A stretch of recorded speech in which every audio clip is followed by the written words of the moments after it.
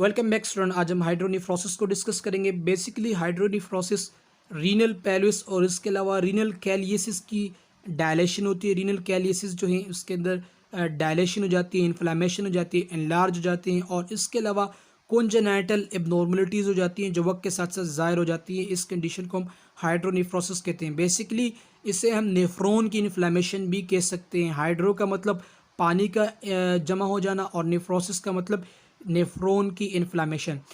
ये एक किस्म का अनलेटरली और बायलेटरली, यानी कि ये अनलेटरली और बायलेटरली भी कॉज हो सकता है।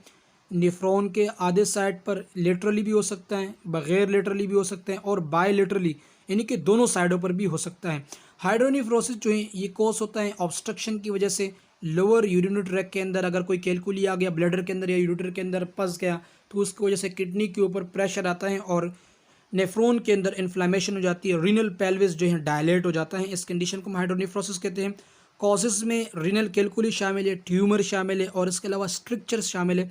स्ट्रिक्चर्स की बात करें तो यूरिथ्रा जो है उसकी यानी कि जो ओपनिंग होता है वो कंजेनाइटल एबनॉर्मलिटीज़ यानी कि पैदाइशी तौर पर वो बिल्कुल बारीक होता है, तो उसकी वजह से यूरिन कम मिकदार में खारिज होता है या तो यूरिन बिल्कुल खारिज नहीं होता।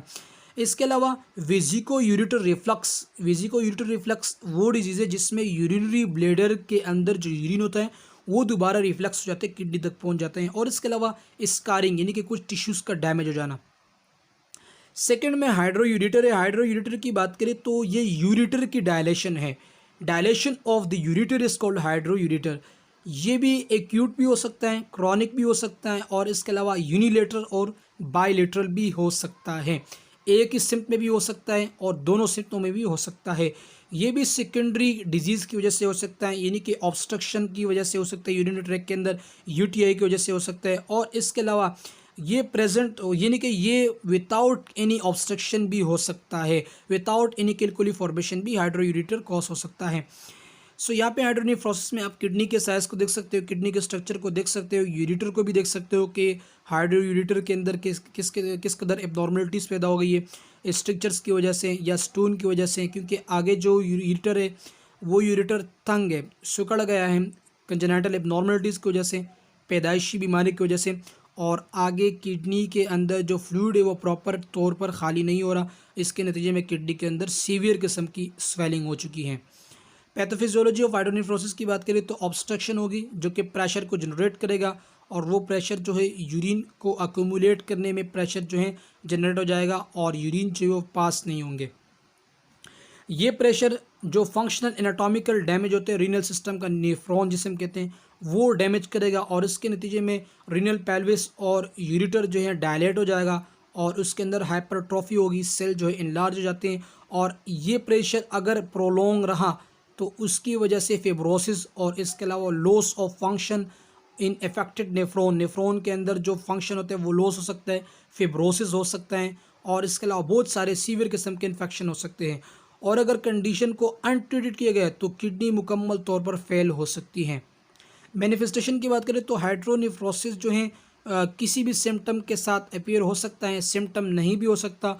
इनिशियली पेशेंट के सिम्टम अपीयर नहीं होते, लेकिन वक्त के साथ साथ किडनी का फंक्शन जैसे ही ख़राब होता जाता है तो उसके नतीजे में सिम्टम्स भी अपीयर हो जाते हैं।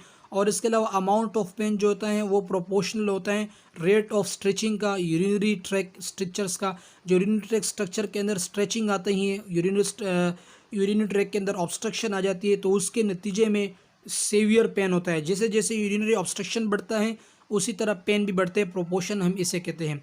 इसके अलावा हाइड्रोनेफ्रोसिस स्लोली डेवलप होगी और इसके नतीजे में डुल और फ्लैंक पेन होगा, यानी कि बारी पेन होगा किडनी में। और इसके नतीजे में sudden occlusions of the ureter such as from a calculus causes a severe stabbing pain. अचानक कैलकुली का फंस जाना यूरिटर के अंदर तो उसके नतीजे में भी एक स्टैबिंग पेन हो सकता है, नोजिया, वोमिटिंग, ये तमाम तर चीज़ें इसके यानी कि हाइड्रोनेफ्रोसिस के मैनिफेस्टेशन में शामिल हैं। असेसमेंट ऑफ हाइड्रोनेफ्रोसिस की बात करें तो सब्जेक्टिव डेटा में पेशेंट की रिपोर्ट हो गए, पेशेंट कंप्लेन के बारे में रिपोर्ट करेगा और इसके अलावा लोकेशन बताएगा, पेन लोकेशन बताएगा, इंटेंसिटी बताएगा, output, haematuria, vomiting, nausea, bleeding, palpation और इसके अलावा टेंडरनेस और ब्लैडर डिस्टेंशन, ये तमाम तर चीज़ें यानी कि सब्जेक्टिव के बजाय ये ऑब्जेक्टिव डेटा है, और सब्जेक्टिव डेटा में पेशेंट कंप्लेन करेगा यूरिनेशन के हवाले से, और इसके अलावा पेन के हवाले से कंप्लेन करेगा। डायग्नोस्टिक टेस्ट की बात करें तो डायग्नोस्टिक टेस्ट में यूरिन एनालिसिस, जिसे हम यूरिन डीआर कहते हैं, और सीरम किडनी फंक्शन में urea, creatinine, electrolytes, sodium potassium chloride, ये टेस्ट किए जाते हैं, जिसे हम यूसीई कहते हैं, और सोडियम पोटाशियम यानी कि इलेक्ट्रोलाइट्स कहते हैं। सिस्टोस्कोपी होता है, एक मेटेलिक रोड होता है छोटा सा, यूरिथ्रा के ज़रिए दाखिल किया जाता है और ब्लेडर को ऑब्जर्व किया जाता है। इसके अलावा रेडियोग्राफिक एग्जामिनेशन में आपका चेस्ट एक्सरा है, इसके अलावा IVU है, KUB है, IUP है, CT स्कैन है, MRI है, और इसके अलावा अल्ट्रासाउंड वगैरह रेडियोग्राफिक एग्जामिनेशन में शामिल है। समटाइम रीनल बायोप्सी भी परफॉर्म की जाती है। IUP की बात करें तो इंट्रावेनस पैलोग्राम, इससे हम इंट्रावेनस यूरोग्राम भी कहते हैं, ये एक रेडियोलॉजिकल प्रोसीजर होता है और इसमें एबनॉर्मलिटीज़ को विजुअलाइज करता है, यूरिनरी सिस्टम की एबनॉर्मलिटीज़ को विजुअलाइज करता है, किडनी को, यूरेटर को और ब्लेडर को। IVP जो है एक कंट्रास्ट हाईलाइट यूरिन ट्रैक को ऑब्जर्व करता है और इसे हम IVU यानी कि इंट्रावेनस यूरोग्राम भी कहते हैं। मेडिकल मैनेजमेंट ऑफ हाइड्रोनेफ्रोसिस की बात करें तो मेडिकल मैनेजमेंट ऑफ हाइड्रोनेफ्रोसिस में यूजुअली पेशेंट की कंडीशन को देखना है। अगर पेशेंट का कंडीशन सीवियर नहीं है तो उसके नतीजे में किडनी की सीवियर इन्फेक्शन को देखते हैं कि किडनी सीवियर डैमेज तो नहीं है। अगर सीवियर डैमेज हुआ तो उसके नतीजे में पेशेंट की नेफ्रेक्टोमी करते हैं, किडनी या अफेक्टेड एरिया को रिमूव किया जाता है। अगर इन्फेक्शन प्रेजेंट हुआ तो उसके नतीजे में एंटीबायोटिक, एंटी माइक्रोबियल थेरेपी देते हैं, ओपोइड्स और एंटीस्पाज्मोडिक्स ड्रग्स देते हैं ताकि पेन से, सीवियर पेन से रिलीफ आ जाए। सर्जिकल मैनेजमेंट ऑफ हाइड्रोनेफ्रोसिस की बात करें तो रिमूवल ऑफ स्टोन्स। अगर हाइड्रोनेफ्रोसिस स्टोन की वजह से हो रहा है तो उसके नतीजे में स्टोन को रिमूव करना यूरोलिथोट्रिप्सी एक किस्म का सर्जिकल प्रोसीजर होता है जो कि लाइट के ज़रिए से किया जाता है, यानी कि रेडिएशन के ज़रिए किडनी के वो छोटे छोटे फ्रैगमेंट्स में, किडनी के स्टोन को छोटे छोटे फ्रैगमेंट्स में तोड़ा जाता है, तो उसके नतीजे में हाइड्रोनेफ्रोसिस कवर हो सकता है। लिथोट्रिप्सी एक सर्जिकल प्रोसीजर है। नेफ्रेक्टोमी की बात करें तो surgical removal of the kidney is called nephrectomy. अगर किडनी मुकम्मल तौर पर सीवियर किस्म का हाइड्रोनेफ्रोसिस हुआ है तो लास्ट है इसका किडनी रिमूवल है।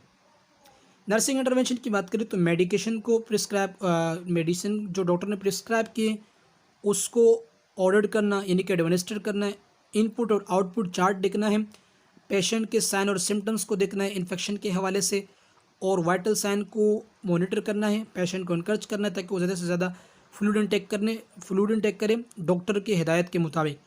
और इसके अलावा जो ड्रेनेज ट्यूब होते हैं उसको ओपन रखना चाहिए।